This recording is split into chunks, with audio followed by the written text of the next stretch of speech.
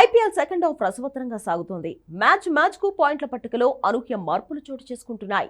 ముఖ్యంగా 7 జట్లలో 2 టీమ్స్ పక్కాగా play offs చేరుకునే స్థితిలో ఉండగా మిగిలిన 2 బెర్తుల కోసం 5 జట్లు పోటీలో నిలిచాయి.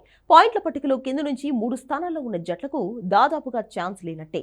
తాజాగా సన్ రైజర్స్ హైదరాబాద్ పై ఘన విజయం సాధించిన ముంబై ఇండియన్స్ ఒక్కసారిగా టాప్ 4లోకి దూసుకొచ్చింది. ఆరంభంలో వరుస ఓటములతో సతమతమైన ముంబై ఇప్పుడు వరుస విజయాలతో ఏకంగా 3వ స్థానంలోకి వచ్చేసింది.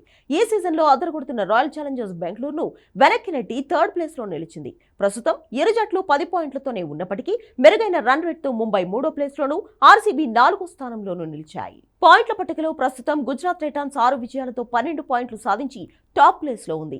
ఢిల్లీ క్యాపిటల్స్ కూడా టైటిల్ రేస్ లో దూసుకెళ్తున్నప్పటికీ రన్ రేట్ విషయంలో కాస్త వెనుకబడడంతో 12 పాయింట్లతో సెకండ్ ప్లేస్ లో నిలిచింది. ఇదిలా ఉంటే 10 పాయింట్లు సాధించిన జట్లు 4 ఉన్నప్పటికీ రన్ రేట్ కారణంగా ముంబై 3rd ప్లేస్ లో నిలిస్తే ఆర్సీబీ 4వ ప్లేస్ లో ఉంది. ఇక Punjab Kings, Lucknow super Giants 5, 6 స్థానాల్లో కొనసాగుతున్నాయి. గుజరాత్, ఢిల్లీ ప్లే ఆఫ్ చేరేందుకు మరో 2 విజయాలు సాధిస్తే చాలు.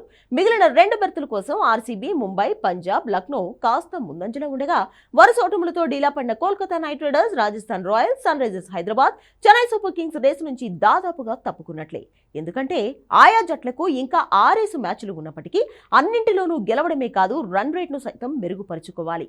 రన్ రేట్ విషయంలో కోల్కతానే కాస్త బెటర్ గా కనిపిస్తోంది. కానీ రాజస్థాన్, చెన్నై, హైదరాబాద్ జట్ల రన్ రేట్ మరీ దారుణంగా ఉండడంతో ప్లే ఆఫ్ అవకాశాలు గల్లంతైనట్లే. కాగా ముంబై, లక్నో జట్లు మాత్రమే 9 మ్యాచ్లు ఆడగా మిగిలిన 8 జట్లు 8 మ్యాచ్లు ఆడాయి. ఇకపై జరిగే ప్రతి మ్యాచ్ ఫలితంతో పాయింట్ల పట్టికలో కింద నుంచి 3 ప్లేసుల్లో ఉన్న జట్ల భవిష్యత్తు తేలిపోతుంది.